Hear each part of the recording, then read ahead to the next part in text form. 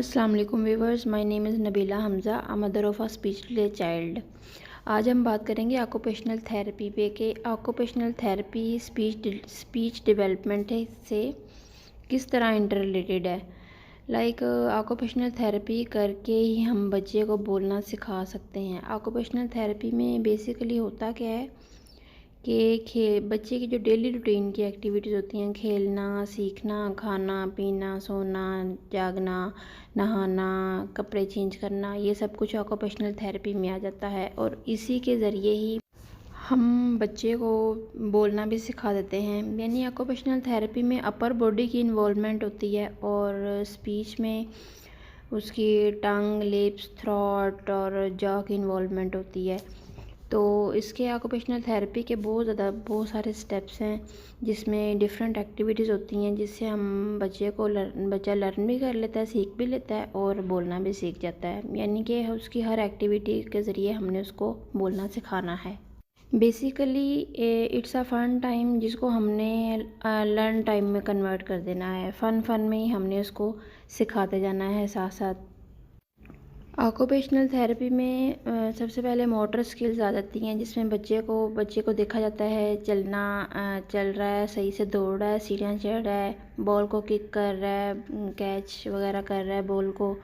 और उसके बाद उसकी खाना पीना चेक करते हैं कि बच्चा सही से खा रहा है। उसकी हाथों की जो फाइन मोटर स्किल्स है ना, उसमें हाथों की ग्रिप चेक करते हैं। और जो ग्रॉस मोटर स्किल्स है उसमें हम बच्चे की आर्म्स और लेग्स की उसकी मूवमेंट को देखते हैं और चेक करते हैं कि वो अपनी एक टांग पे बैलेंस कर पा रहा है या नहीं कर पा रहा है। यानी कि वो एक टांग पे खड़ा हो रहा है, अगर वो कपड़े चेंज कर रहा है तो वो कपड़े चेंज करते हुए गिर तो नहीं रहा। फाइन मोटर स्किल्स में बच्चे को खाना खिलाना, बच्चा खाना खुद से खा रहा है, खुद से स्पून पकड़ के खाना खा रहा है। बच्चे को कलरिंग करवाने से क्या है, उसके जो उंगलियों के मसल्स हैं वो मज़बूत होते हैं, हाथों की ग्रिप अच्छी होती है। और पेंसिल से लिखना, और इसके लिए कुछ एक्टिविटीज़ भी हैं जैसे प्ले डो है, स्लाइम बॉल है, और इस तरह की ब्लॉक्स वगैरह से खेलना, इस तरह की दूसरी एक्टिविटीज़ भी शामिल हैं इसमें। उसके बाद आ जाते हैं परसेप्शन स्किल्स। इसमें क्या करते हैं कि इसमें बच्चे को पहचान करवाते हैं चीज़ों की, कि उसके सामने कुछ चीज़ें रख देते हैं, एप्पल, बनाना, और यानी कि डिफरेंट फ्रूट्स रखते हैं और उसको पूछें कि ये एप्पल कहाँ है, बनाना कहाँ है। तो उन चीज़ों में अगर तो वो फ़र्क कर पा रहा है तो उसकी परसेप्शन स्किल्स बहुत अच्छी हैं। उसे शेप्स देते हैं आप, ये ट्रायंगल है, ये स्टार है, ये डायगोनल है। तो इससे वो सीखेगा भी, बोलना भी सीखेगा। आप उसे साथ साथ बताएंगे कि ये स्टार है, ये ट्रायंगल है, ये रेक्टेंगल है। और इससे बच्चे को एक तो पहचान होगी चीज़ों की, और दूसरा वो उसकी स्पीकिंग स्किल्स इम्प्रूव होंगी। और फिर कम्युनिकेशन स्किल्स भी इसमें आ जाती हैं। इसमें बच्चे को verbal, non verbal, receptive, expressive, इसमें सब चीज़ें आ जाती हैं। यानी कि वर्बल में होता है कि बच्चे ने अगर कोई चीज़ चाहिए तो उसने बोल के मांगनी है। और देखते हैं कि बच्चा अगर नॉन वर्बल है, यानी कि वो इशारे से बात कर रहा है, तो उसको हमने बोलना सिखाना है, उसको वर्बल बनाना है। और रिसेप्टिव में क्या होता है, रिसेप्टिव में बच्चा नाम को पहचानता है, यानी कि उसको बोलते हैं कि वो पुप्पू है, वो पापा है, वो बाबा है, वो सिस्टर है। यानी कि उसको हर बंदे की पहचान होती है उसमें। और एक्सप्रेसिव कम्युनिकेशन में क्या होता है, एक्सप्रेसिव में होता है कि बच्चे को अगर कोई चीज़ चाहिए तो उसने खुद से कहना है कि मुझे वो चीज़ चाहिए। अगर आप उसे कोई कुकीज़ दे रहे हैं, कोई चॉकलेट दे रहे हैं, तो उसने उस चॉकलेट का नाम बताना है। सिर्फ उसने ये नहीं करना है मुझे ये चॉकलेट चाहिए, वो उस चॉकलेट का नाम बताएगा कि मुझे ये फ़लाँ चॉकलेट चाहिए या फ़लाँ बिस्किट चाहिए मुझे। उसके बाद आ जाते हैं सोशल स्किल्स। सोशल स्किल्स में मेन चीज़ होती है शेयरिंग।